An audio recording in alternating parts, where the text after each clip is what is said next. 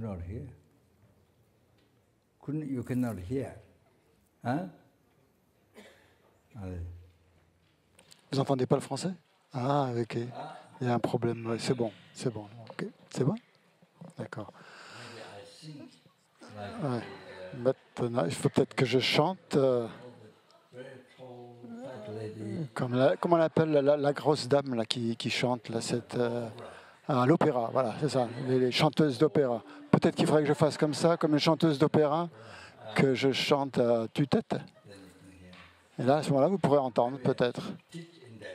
C'est comme ça que je devrais enseigner, peut-être. Peut-être.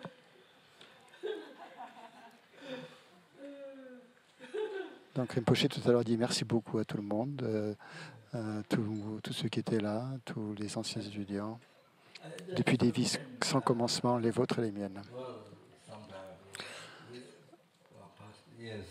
Donc la pensée m'est venue qu'il y a quelques années,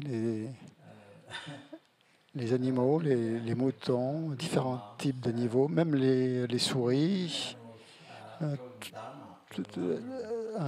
différents animaux, enseigner le dharma aux animaux d'une manière simple, question des réponses, parler de la vie, parler du renoncement, de la bodhicitta, de la vacuité, différents sujets du lamrim. Comme des moutons qui expliqueraient peut-être des crocodiles. Dès que les crocodiles parlent, un discours de crocodile sur la vacuité.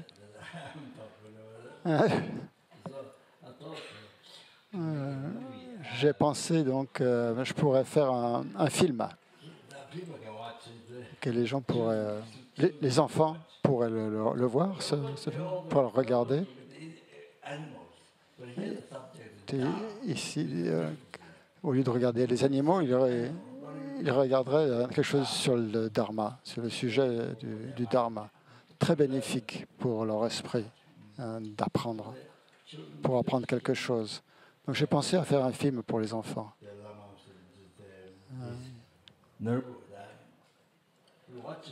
Parce que spécialement pour les enfants, comme Lama Ösel, Norbu, l'enfant, le fils de Lama Ösel, il regarde des vidéos.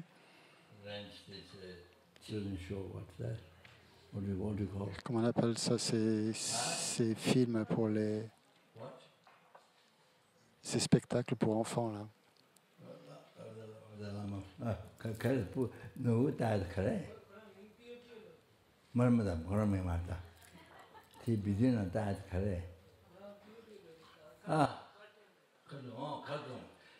Il y a des dessins animés. Donc Norbu, il regarde des dessins animés pendant des heures. Pendant des heures.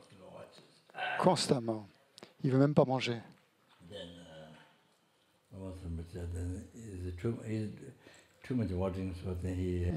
S'il regarde trop, à mon avis. Donc il l'enlève devant de la télé, mais il se met à pleurer. Donc voilà, je pensais utiliser des films donc, avec des animaux, mais qui parleraient du dharma, avec un sujet du dharma. J'ai pensé à cela, ça fait pas mal de temps que j'y pense. Une chose, donc, c'est qu'il y a une compagnie qui pourrait faire une publicité. Pas Gego, pas le moine qui s'occupe de la discipline dans les monastères. Gego.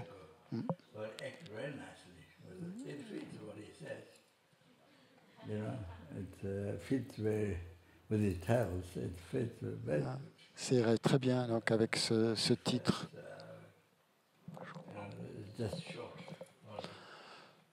C'est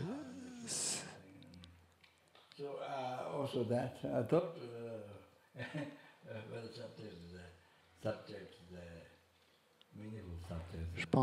Je pensais donc à utiliser ces films pour pour parler de sujets très profonds et qui ont beaucoup de sens, Really, people enjoy pour que les gens apprécient, s'amusent en même temps. shit and then they Donc, surtout avec des moutons ou avec qui a un discours aussi très très profond. come people in the world. Et Really, they have very high education from university, même les gens donc, qui ont science, or whatever, un très haut niveau d'éducation, des scientifiques, but not discovered their way, not discovered yet that way. Haven't. mais ils n'ont pas encore pensé à certaines choses.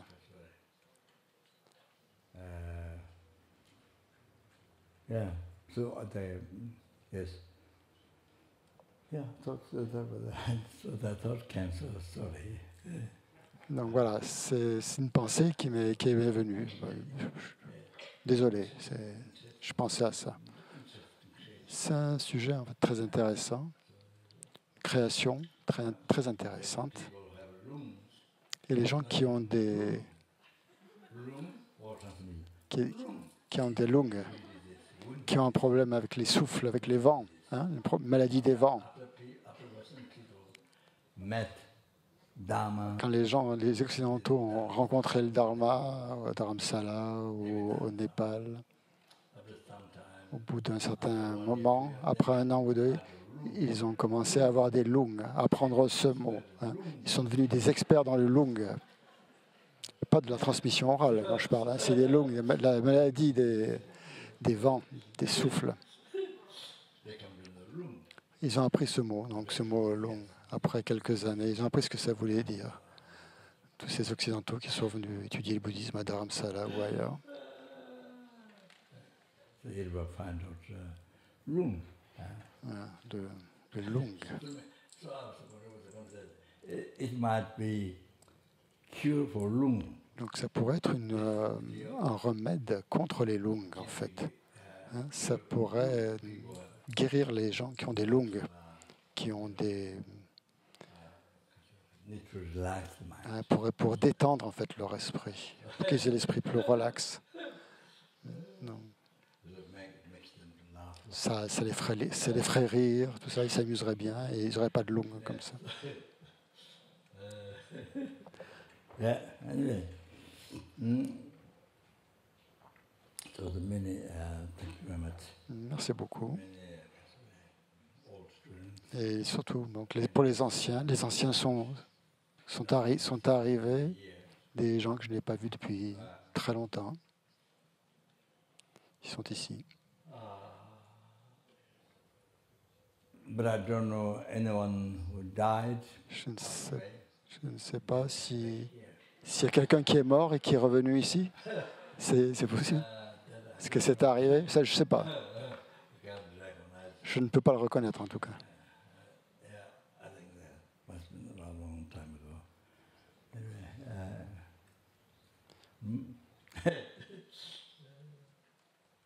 Anyway, Je pense que ça a peut-être eu lieu il y a très longtemps. Donc, très bien. Très très bien. often Lama he says, Comme Lama Yeshe dit, c'est souvent quand Lama rencontre ses amis, les moines, les guéchés. benefits, not Donc, souvent, donc, il dit donc que c'est not being dead. les bienfaits de ne pas être mort. Donc, quels sont les bienfaits de pouvoir se rencontrer de nouveau? Donc, c'est le bienfait de ne pas être mort. So that, Donc, that happened here. et donc, c'est ce qui s'est passé, en fait, et c'est ce qui se passe ici. Hein, quand on n'est pas encore mort. Je ne sais pas si c'est une chance ou pas, mais donc je ne suis pas encore mort.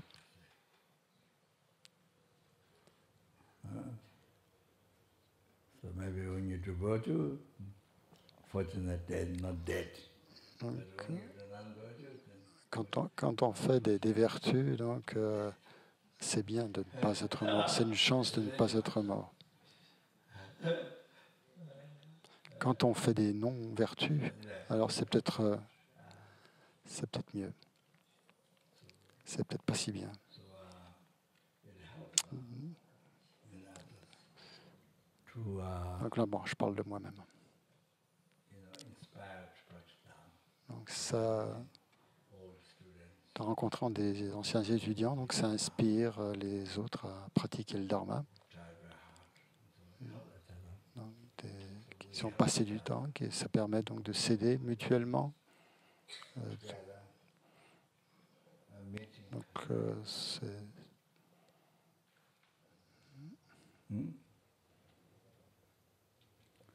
Yeah, such is the Vajrayogini place. donc voilà, on s'aide mutuellement, on se rencontre et dans un lieu comme ici, comme Vajrayogini, dans ce lieu sacré, ce lieu saint, où on peut se retrouver. Et donc ça inspire les autres à pratiquer le dharma. On fait passer l'information, on raconte les histoires que l'on a eues, on partage notre vie, on partage nos expériences à propos du dharma. Les difficultés qu'on a rencontrées en pratiquant le dharma, quels sont les efforts que l'on a faits dans notre pratique, et ça inspire les autres, c'est inspirant pour les autres. Voilà, c'est comme ça. Quand on entend quelqu'un parler, ça aide en fait les autres, ça inspire. Donc, les gens qui ont fait des nyonais, qui pratiquent depuis longtemps, qui pratiquent le dharma depuis longtemps, qui ont fait des nyonais, qui ont fait de nombreux nyonais,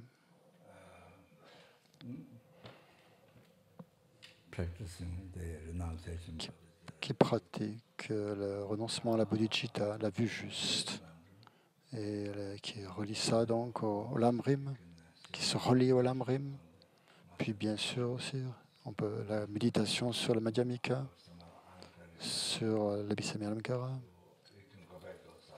sur les commentaires de l'Abhisamyalamkara. Donc on peut revenir sur ces sujets, mais si vous avez médité sur le lamrim, si vous avez donc étudié le lamrim, le renoncement, la bodhicitta, la vue juste, etc., et bien sûr les sujets tantriques, les sujets du tantra. Donc là, toutes ces difficultés que vous avez pu rencontrer pendant de nombreuses années, pas simplement par un jour ou un mois ou une semaine, mais depuis longtemps. Donc, ces pratiques que vous avez faites et que vous partagez, en fait, donc c'est très inspirant. C'est très inspirant pour tout le monde. Donc, en fait, c'est une forme d'aide que l'on s'apporte les uns aux autres en se racontant tout cela. Ça nous aide à pratiquer le dharma aussi. Et c'est une manière rapide de purifier du karma négatif, le karma négatif très lourd que l'on a accumulé depuis des temps sans commencement. C'est une manière très rapide, très puissante, la plus puissante pour purifier et pour rassembler de vastes mérites. Pratiquer aussi la pratique du bon cœur, la bienveillance, la bodhicitta, le bonheur, la bienveillance ultime. Donc des gens qui ont dédié leur vie à ça.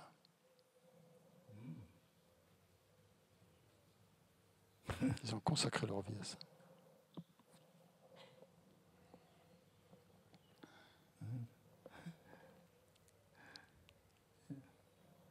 So, yeah, very helpful. C'est très utile, hein. C'est très utile, très bénéfique. Et spécialement de sacrifier sa vie pour les autres. Vous donnez votre vie aux autres, pour les êtres vivants, d'innombrables êtres vivants.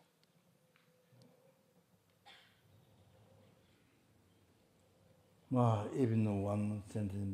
un seul être vivant, même deux êtres vivants, même trois êtres vivants.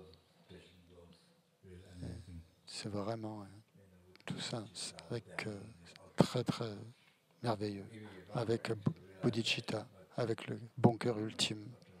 Même si vous n'avez pas vraiment directement réalisé, mais le fait de s'en approcher, c'est vraiment vraiment bénéfique. C'est quelque chose de grand. most meaningful life. C'est une vie, la vie la plus bénéfique que l'on puisse avoir, la vie la vie la plus heureuse. C'est qu'il faut connaître en Occident. Qu'est-ce que c'est que la vie la plus heureuse? En Occident, il faut qu'on sache ce que ça veut dire. Pas ce que ça veut dire. Ça veut dire ne pas vivre sa vie avec son ego, avec le chérissement de soi. Ça veut dire vivre sa vie en chérissant les autres, en chérissant autrui. C'est ça la meilleure vie qui soit, la vie la plus heureuse qui soit. Pas de regret quand on meurt. À ce moment-là, au moment de la mort, on n'a aucun regret. C'est un bonheur total. Même si vous mourrez, l'esprit est heureux. Parce que vous avez vécu une vie avec du sens. Vous avez vu que vous voyez que votre vie a eu du sens et vous avez dédié votre vie aux autres. Ça, c'est ce qu'il y a de mieux.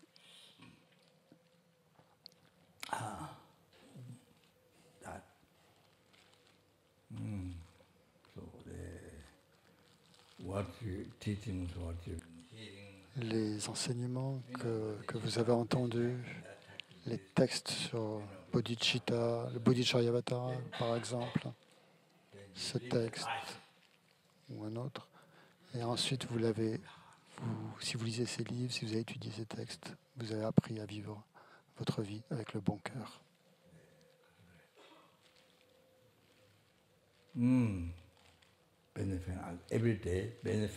Chaque jour, vous êtes bénéfique, même aux insectes, aux fourmis, toutes les créatures.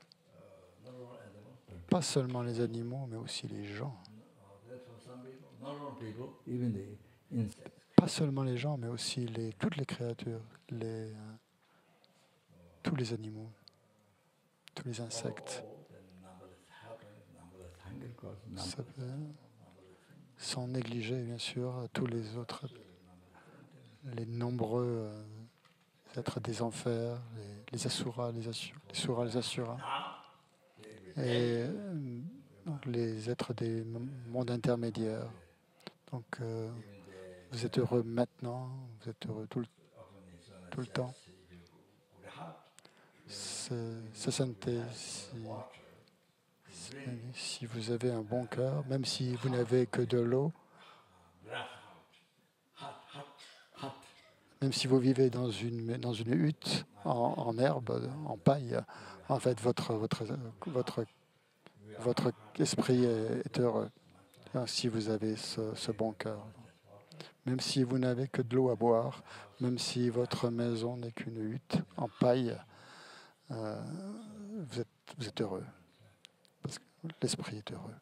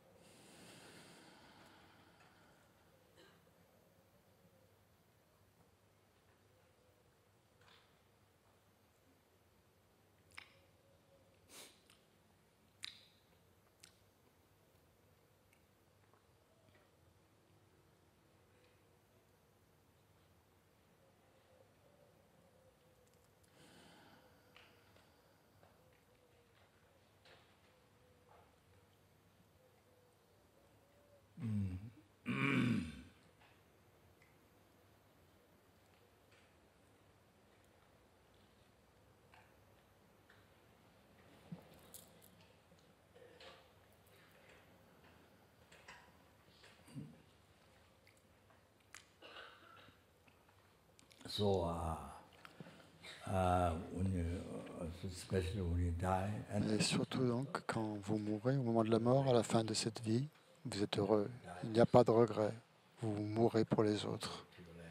Vous allez dans une terre pure, comme le dit sa sainteté. La meilleure façon de mourir, c'est de mourir avec la bodhicitta. So as one says that, Donc, comme le dit sa sainteté, autrefois, donc, les geshe Kadampa, ils pratiquaient, même s'ils avaient des maladies, même s'ils avaient des maladies comme le cancer, n'importe quoi, qu'est-ce que ce soit, la maladie que vous ayez, si c'est le mieux pour les êtres, même si l'on est mort, même si l'on est malade, si c'est bon pour les êtres, si c'est bénéfique aux êtres, ou qu'on soit guéri, qu'on n'ait plus de maladie, peu importe, il faut toujours faire ce qui est mieux pour les êtres. Donc, on dédie donc sa vie aux êtres, ce qui est le mieux pour les êtres, que ce soit la mort, que ce soit la maladie, que ce soit la guérison. Donc, c'est comme ça qu'il faut prier tout le temps. Qu'il nous arrive ce qu'il y a de mieux pour les êtres. Et quand vous mourrez, il n'y a pas de peur. Vous n'avez pas peur. Vous êtes heureux. Au moment même de la mort, vous êtes libre, vous êtes heureux.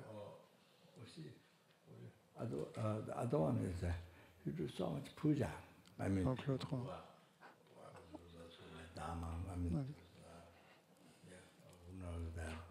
Il y en a qui font beaucoup de puja. Donc, ce sont les gens qui ont rencontré le Dharma, font faire des pujas pour ne pas être malade, ou pour guérir, ou pour avoir une longue vie. On fait toutes sortes de pujas. Une puja pour ceci, une puja pour cela, contre la maladie. Et puis quand on meurt, on a incroyablement peur.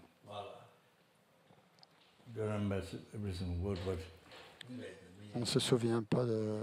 Je me souviens pas Je me souviens pas d'un seul mot, mais le sens est que quand on meurt, il y a énormément de peur. La première chose, c'est d'être séparé de sa famille.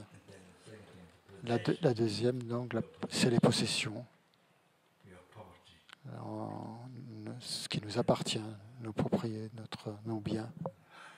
Ça, c'est la deuxième pensée.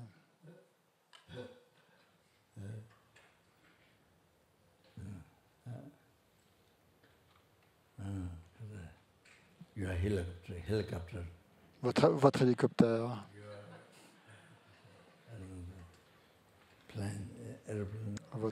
Votre avion ou votre Mercedes,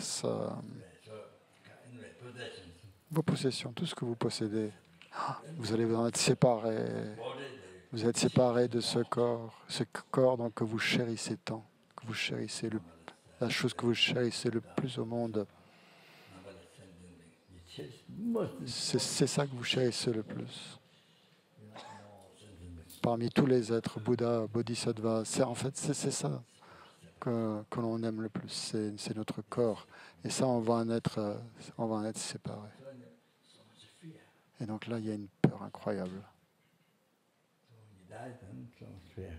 Donc, quand on meurt, il y a énormément de peur. Mais en fait, c'est l'attachement à l'ego, essentiellement.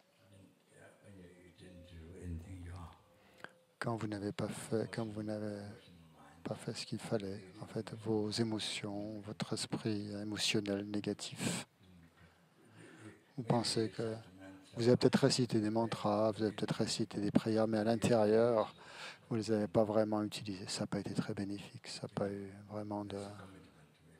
Peut-être que vous les avez faites comme c'était des promesses, des engagements, mais ce n'était pas vraiment à l'intérieur. Vous ne l'avez pas utilisé comme un médicament, comme pour l'esprit, comme un remède pour l'esprit. Ça ne vous a pas guéri. Juste à faire vos engagements à toute vitesse. Non, mais vous n'avez pas utilisé ces pratiques comme vraiment des méthodes de guérison. Et alors, quand vous mourrez, c'est exactement la même chose. Votre esprit n'a pas changé. Et il n'y a pas moins de peur qu'avant. Il y en a toujours autant.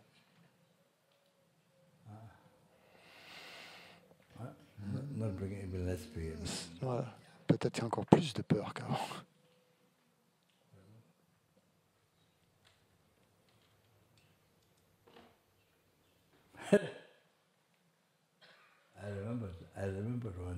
Je me souviens de quelque chose.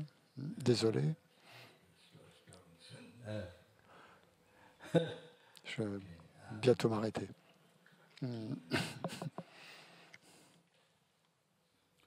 When I was, I don't know, 7, Quand j'avais environ 7 ans, j'étais vers 7 ans, à Solokumbo, parce que je me suis sauvé plusieurs fois. J'ai quitté le monastère pour rentrer chez moi à Tamier.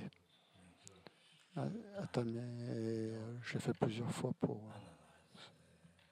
Quand on est enfant, en fait, on n'analyse pas ses actions, on n'analyse pas si elles sont bénéfiques ou non. Donc, quand on est enfant, la seule chose qu'on veut faire, c'est jouer. Et alors, à la maison, comme on peut jouer, on a envie de rentrer à la maison. Donc voilà, je pensais à jouer. Donc, c'est cette attitude que l'on a. Donc, quand on veut jouer. Donc, au lieu,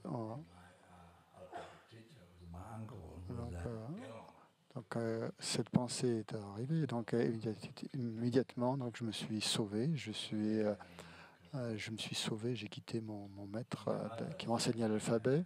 C'était en fait mon oncle, un bhikshu, un galong. Et j'ai fait ça en fait plusieurs fois.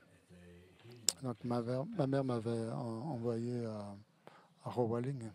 C'est un lieu secret de Padmasambhava, un lieu très, très caché, très reculé, où les gens donc, ne sont pas très, très instruits là-bas, dans cette partie du monde. C'est le Sulukumbu, près de Namche Bazar, au Mont Everest. À cet endroit, les gens sont plus intelligents. Mais à Rowaling, donc, c'est plus primitif. Donc, il y a de nombreuses grottes de Padmasambhava. C'est vraiment des grottes incroyables qui ont la forme de Padmasambhava. Et si vous faites une puja d'encens là-bas, si vous faites ce Sangche, alors il y a du nectar qui sort de la grotte, qui entre dans la grotte. Je l'ai vu ce nectar plusieurs fois. Quand quelqu'un m'avait emmené, donc, et ça fait comme une espèce de cire en fait. Ça vient pendant la journée. C'est pas forcément de la pluie. Ça vient comme une sorte de cire. Donc il y a aussi des empreintes de pied. L'empreinte de pied de Padmasambhava. Donc en fait il y a beaucoup de choses. Il y a aussi un vase de longue vie, un tsebum. Désolé, en fait, je parle trop. En fait, mon discours devient un petit peu long.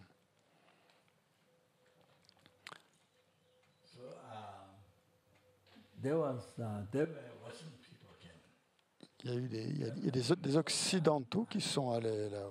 En fait, la première fois, c'est à Rowaling.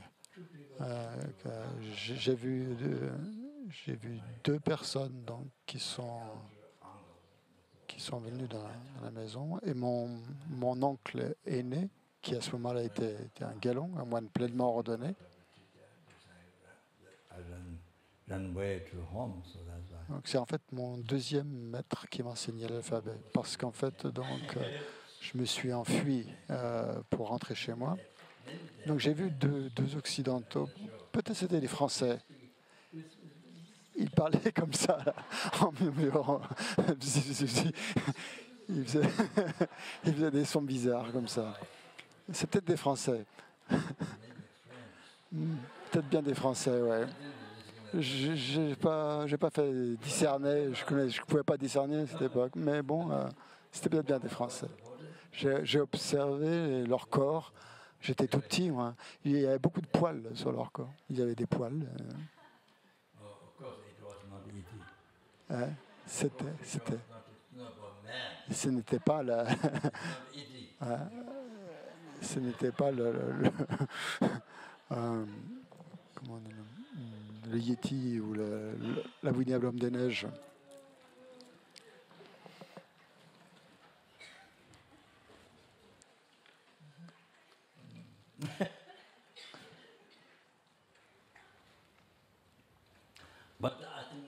mentioned Yeti. Puisque je parle de Yeti, en fait, I think I realized maybe je pense que I think I did see eagle. Ah, sorry, eagle. Eagle. je pense que j'ai vu un Yeti dans ces années-là. From my home. J'étais tout petit, j'étais un petit garçon, je sortais de chez moi, Right on the mountain, on the hill. je montais sur la colline, et j'allais sur une montagne, j'allais au monastère du Tamé, It didn't look like this. et On my side, there was somebody sitting. j'ai vu quelqu'un qui était quelque chose, qui était assis sur un rocher, qui, Then it got up. et puis tout d'un coup, cette chose s'est levée et s'est mise à courir très très vite au bas de la montagne. Et les villageois qui étaient en bas se sont mis à crier quand ils ont vu cette créature. Et il est descendu à toute vitesse. Puis après, je pense qu'il est allé dans une forêt, dans une autre montagne. Il s'est enfui dans la forêt. Je pense que c'était un yéti. Je crois que j'ai vu un yéti. L'abominable neige. Donc les gens, oui, parce que les gens se sont mis à crier quand ils l'ont vu. Above Laudo, C'était au-dessus de Laudo. every winter, Il semble que tous les hivers, the mountain goes down. quand il fait froid, So the people come to know je ne sais pas d'où il vient, mais donc il semblerait qu'on vient derrière derrière le Laudo et on entend donc des bruits. On entend toutes sortes de bruits en fait qui viennent de là. Donc c'est le Yéti seulement qui fait toutes sortes, tous ces bruits. Donc les gens parlent de tous les différents bruits que le Yéti peut faire. Donc même s'ils ne le voient pas, même si les gens ne le voient pas, ils l'entendent en tout cas. my uncle, who is still alive, Mon oncle qui est toujours vivant, qui a 90 ans, quelque chose comme ça, 90, 94 ou ouais, quelque chose comme ça, 94 ans, 95 ans. C'est l'oncle le plus jeune qui me reste en fait. Les autres sont tous, la plupart sont morts. Certains étaient laïcs. Je crois qu'il y avait un moine aussi, ou l'un qui était ordonné, qui est mort.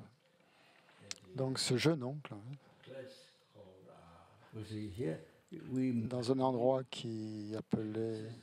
Parce qu'en fait, on doit se déplacer donc suivant les saisons. En hiver, on se déplace. On descend, en hiver, on descend en dessous de Laudo. C'est juste légèrement au-dessus de Tangmo. Et puis en été, parfois, on va à Tamé. Et puis à l'automne ou en printemps, on va un peu plus haut dans les montagnes, près des montagnes enneigées. Je me souviens plus du nom du lieu. Il n'y a que de l'herbe en fait.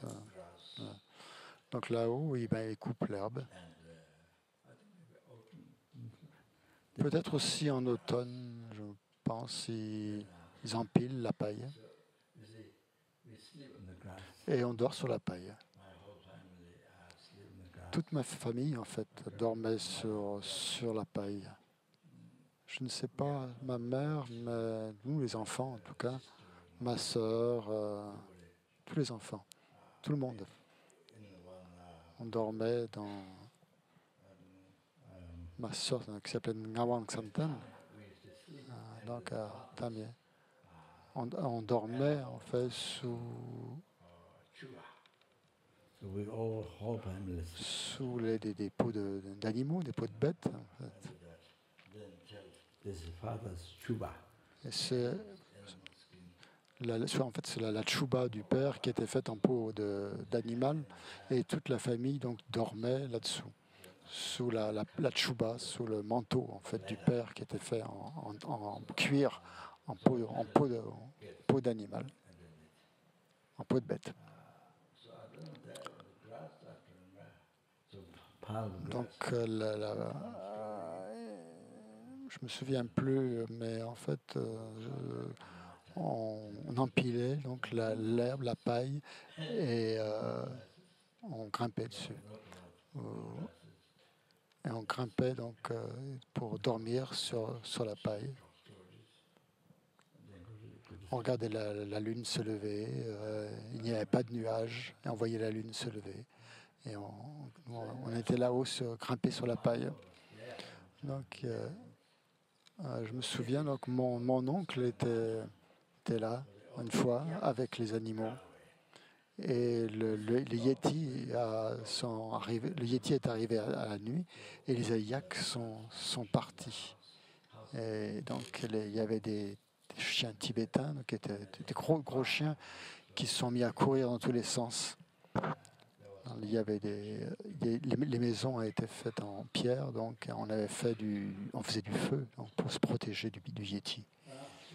Ça créait donc ça faisait une protection. Donc, même si on ne pouvait pas le voir arriver de l'extérieur, on sentait une vibration extrêmement puissante dans la maison. Donc, on voyait rien, mais on sentait tout d'un coup une incroyable puissance dans la maison.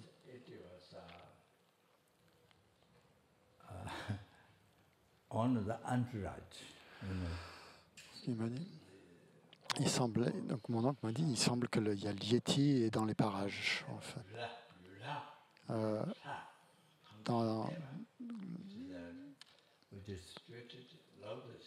Donc c'est un endroit qui s'appelle Yula, qui est près de Lawido, qui est situé près de Lawido, qui s'appelle Yula. Donc c'est une montagne en fait très très haute, grosse montagne, et où il y a des devas dans cet endroit, donc, des divinités locales. Bon, je ne vais pas expliquer ça maintenant. Les gens, ils sont ici pour pratiquer le dharma, pour apprendre le dharma. Donc, récemment, donc, le Yeti était dans Tamon. Donc, les gens de Lawido sont montés. Donc, les gens de Tamé donc, sont montés à Lawido et ils avaient peur, ils avaient très très peur. Et certains étaient comme paralysés, ils ne pouvaient pas bouger. Comme s'il y avait le Yeti. Et donc ils se sont enfuis, ils ont couru à toutes jambes pour monter à Lawido, à toute vitesse, depuis Ganopa, depuis l'ermitage de Ganopa. Donc ils ont essayé ils ont couru jusqu'à Lawido. C'était assez récemment. C'est assez récent, ça.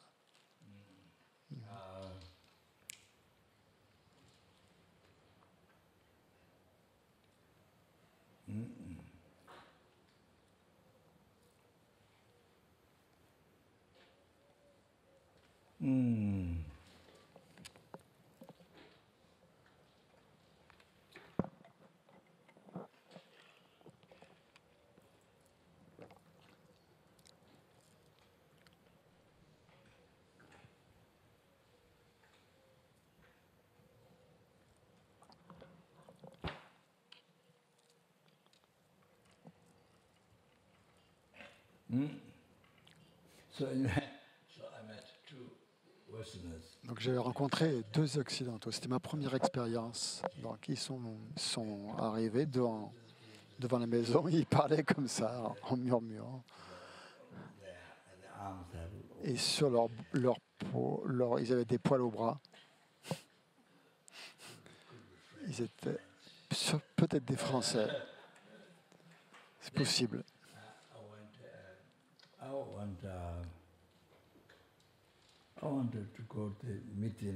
Je voulais sortir pour aller à leur rencontre. Et il y avait une rivière, il y avait une stupa, une plateforme, et une espèce de terrain. Et ils sont venus là, ils ont mis leur tente sur ce terrain. Je voulais les rencontrer pour leur donner une protection, leur donner des pommes de terre comme cadeau, pour leur faire un cadeau, des grosses pommes de terre. Mon maître, mon enseignant m'a dit n'y va pas, mais moi j'ai insisté. Donc quand j'avais pris cette pomme de terre dans un récipient en laiton que les Népalais utilisent pour manger la nourriture.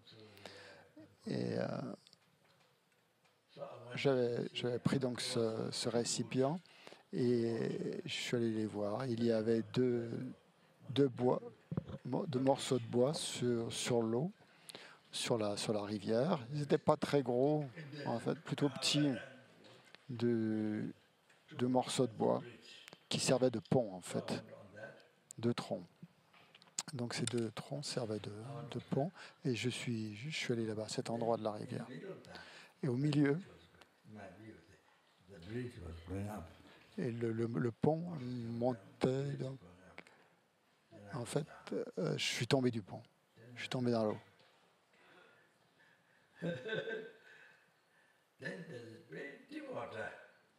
Et l'eau était très profonde, l'eau très bleue et très profonde.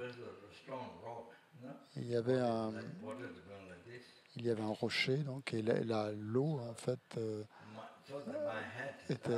passait près des rochers. Et moi, ma tête, elle montait, elle descendait. Et je pouvais voir mon maître, en fait, qui courait là-bas, il était au loin là-bas, il venait en courant. Et donc il a essayé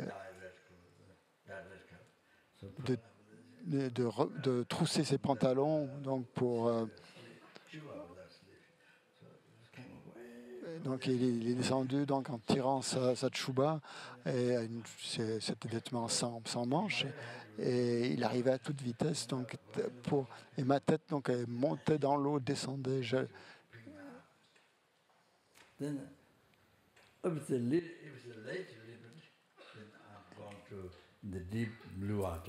Donc, et cet état, si j'étais vraiment rentré dans cette eau profonde, ça aurait été très difficile de me rattraper.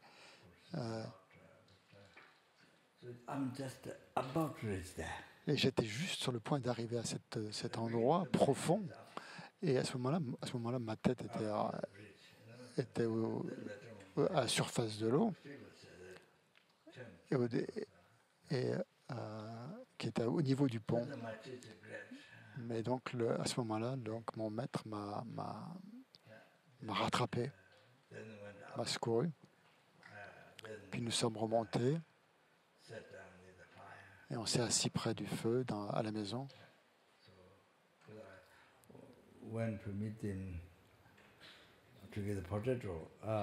Parce que j'étais allé donc pour leur donner des pommes de terre, leur donner 2 ou 3 pommes de terre. Mais bien sûr, je les ai perdues.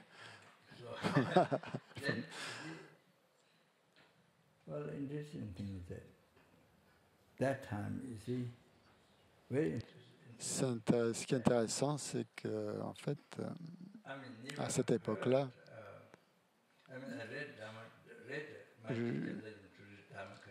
mon maître me faisait lire en fait toute la journée le sutra du Diamant Cooper, de nombreuses fois, toute la journée en fait. Pas seulement un jour, je pense, pendant des mois en fait. Je ne suis pas sûr exactement, différents textes. Mais vous voyez dans...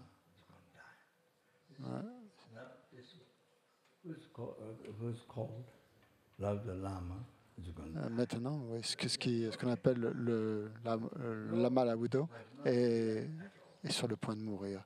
Donc cette pensée est venue à mon esprit. Et il n'y avait aucune peur à ce moment-là, aucune peur de la mort à ce moment-là.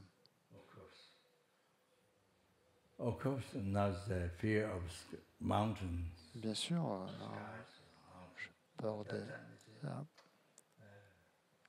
peur des montagnes, mais pas de la mort. Who is called as the Lama is going to die. There's- Parce que ce que je me suis dit, en fait, c'est que celui qu'on appelle le lama de la Bouddha va mourir. Cette pensée donc a surgi dans mon esprit. Never heard teachings on emptiness. J'avais jamais entendu des enseignements sur la vacuité. So that was very interesting.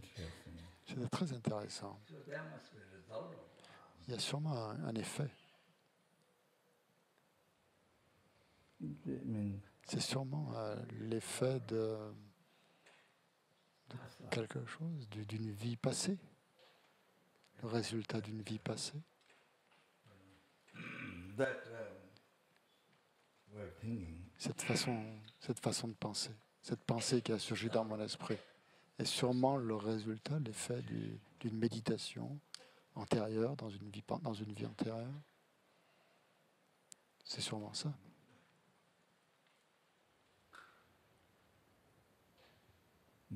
so like that. So that was interesting. C'est intéressant. I don't remember exact the age. Je ne me souviens plus à quel âge j'avais, peut-être 7 ans. Ah, yeah, so I think maybe when is dinner time? Le dîner est à quelle heure? À quelle heure on mange? À 6 heures. À 6 heures? 6 heures. When is time of death? Et quand est-ce qu'on meurt? Dinner time is 6 o'clock. Quand est-ce qu'on meurt? Le moment de la mort, c'est quand? C'est le moment du dîner, le dîner, le repas, c'est à 6 heures, mais le moment de la mort, 7 o'clock. c'est à 7 heures? Ouais, je plaisante. Une blague. Je blague. Okay. Oh, okay, we start here. On va s'arrêter là.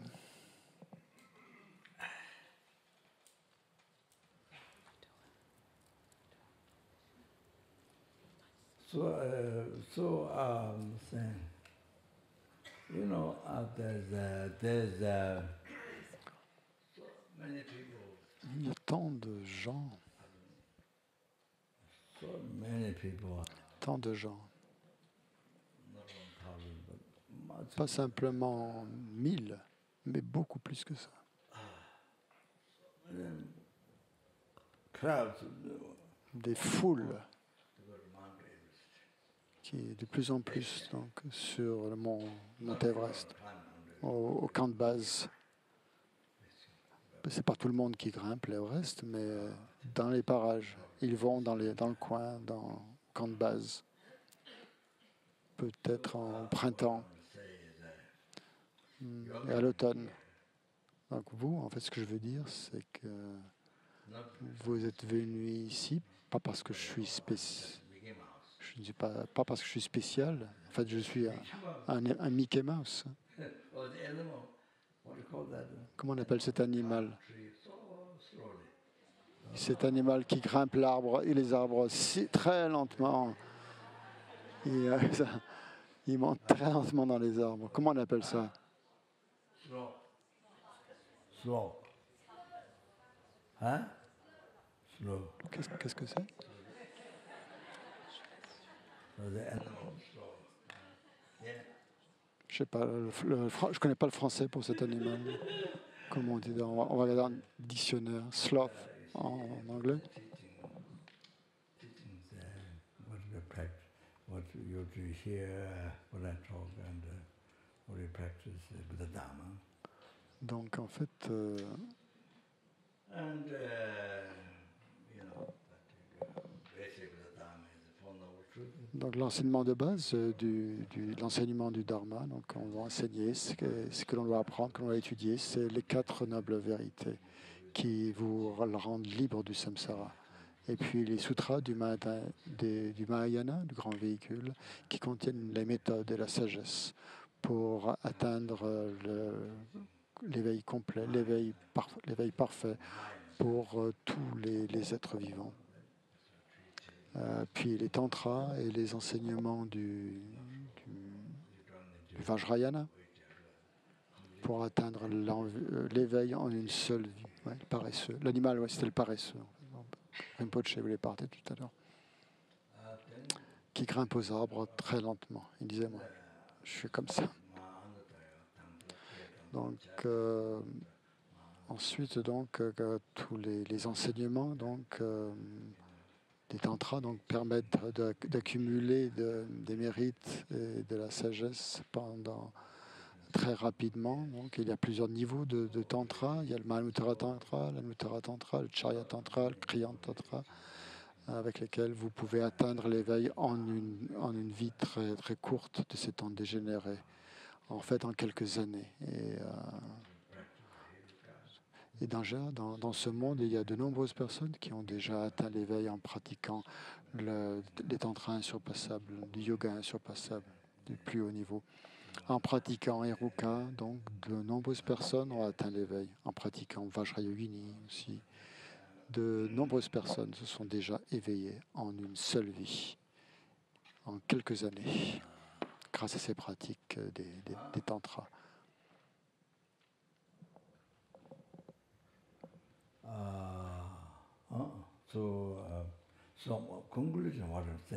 Donc la conclusion de ce que je veux dire,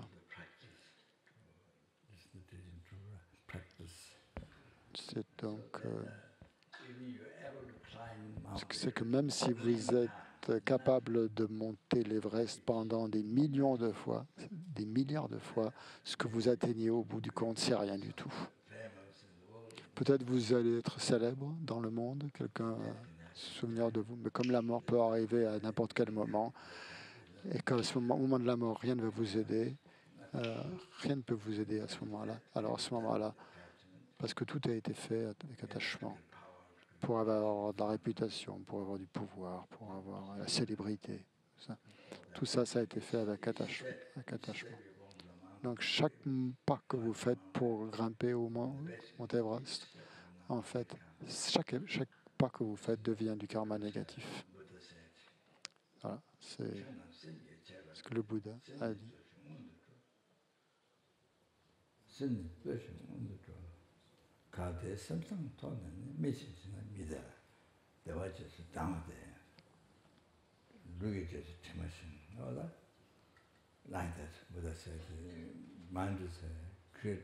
Que l'esprit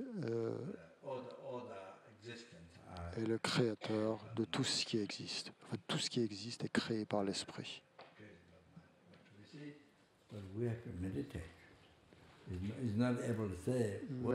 Mais ça, le Bouddha a dit ça, mais il faut le méditer, il faut faire l'expérience. Il faut savoir ce que ça veut dire, que que c'est créé par l'esprit, que tous les phénomènes sont créés par l'esprit. Le simple fait de le dire, ça ne changera rien. Il faut en faire l'expérience. Il faut le voir, il faut le percevoir. Ça ne suffit pas de le dire. Qu'en fait, que toute votre vie vient de votre propre esprit. Ça, vous devez le savoir.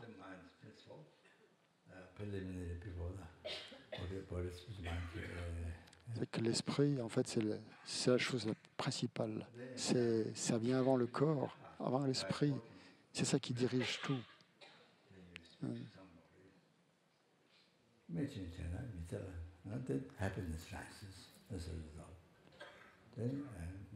Par exemple, si vous avez bon cœur et quand vous parlez à quelqu'un, à ce moment-là, il y a du bonheur qui arrive comme un effet de cela. On est aussi qu'un proverbe tibétain, c'est là où va le corps, il y a toujours son ombre. En fait, l'ombre le suit. En fait. Et en fait, c'est pareil. Si tous les bonheurs en fait sont créés par l'esprit, ça c'est une des maximes principales du bouddhisme, que tous les existants, tous les phénomènes existants sont la création de l'esprit. Donc l'esprit est principal, c'est préliminaire, donc c'est avant le corps, c'est avant la parole et avant l'activité. Et si l'on a une mauvaise attitude, si on a un corps malveillant, en fait, tout ça donc aura des effets. Il y a un autre proverbe tibétain qui dit que la souffrance arrive comme le bœuf, en fait, comme le bœuf, comme le chariot après le bœuf. Ouais. Qu'est-ce que c'est? Comment vous appelez ça? Un chariot, un char? Well, you see, most Donc, they have to pull en fait, ouais, en Inde et au Népal, les animaux donc, doivent tirer des chars, des chariots avec beaucoup de marchandises dedans et ils se font battre, ils reçoivent des coups et jusqu'à ce qu'ils soient épuisés, qu'ils ne puissent plus se relever. give examples of Voilà. Voilà, c'est pour montrer comment les souffrances arrivent, en fait, elles surgissent. You know, every step, Donc chaque I'm going étape, chaque pas que l'on fait pour aller au Mont Everest, depuis chez soi, depuis l'Occident, en fait, si c'est fait avec attachement, pour avoir du pouvoir, pour avoir de la célébrité, une réputation, en fait, c'est une cause, c'est du karma négatif qui aboutira aux mondes inférieurs. Rien de spécial, en fait, simplement à créer de la souffrance au moment de la mort. Et après cela, en plus, des souffrances incroyables, insupportables dans les mondes inférieurs, inimaginables. Donc vous devrez expérimenter de la souffrance jusqu'à ce que le karma soit terminé. Et même si vous êtes né dans le monde humain, il y aura encore du bon karma, il y aura encore de nombreuses souffrances. Donc même si vous grimpez l'Everest des milliards de fois, même si vous êtes capable de le grimper, c'est rien en fait par rapport au fait de venir à ce cours, à ce séminaire, à cette retraite. Alors qu'en fait, si vous grimpez l'Everest des milliards de fois, en fait, c'est seulement de la souffrance. Vous affrontez de nombreux dangers, mais en fait, ces dangers, ça ne sert à rien. Page 243. Donc on va s'arrêter là.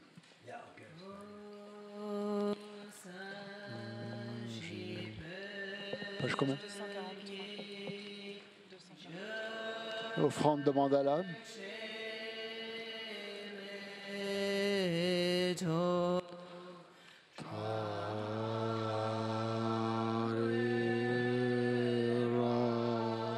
Page 243 sur le livre de prière.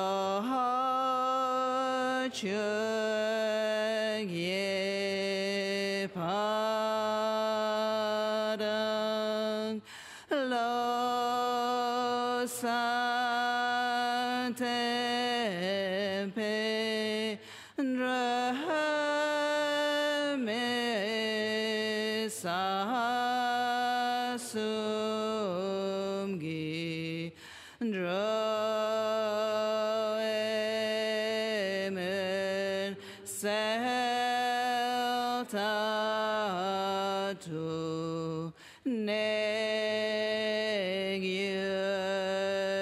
chigiram guru rana mandalakam niyatayami.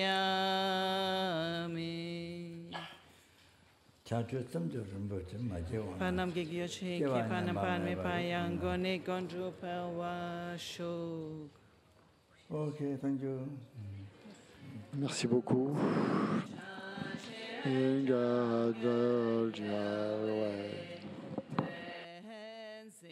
Kyam pelwe kun zerok poze chok sum kowe lemon to drop padak saril jegundu shapten shok.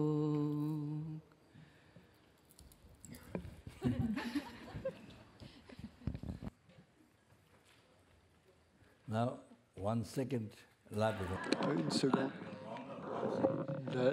La vie est devenue plus longue d'une seconde. La vie est devenue plus courte, pardon, d'une seconde. Est devenue plus longue d'une seconde.